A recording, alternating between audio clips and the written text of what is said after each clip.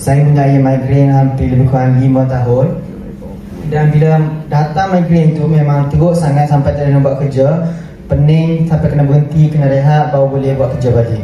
Jadi yang secondnya Resdon. Resdon saya pun kuat, hampir 10 tahun kecil lagi.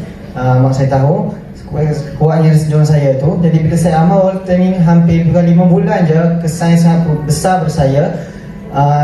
Resdon saya kembali pulih. Dan yang paling terujanya bila saya amalkan Volta ni dan share kepada orang lain, bila saya dah belajar ilmu perubatan naturopati yang lebih kurang 3 tahun.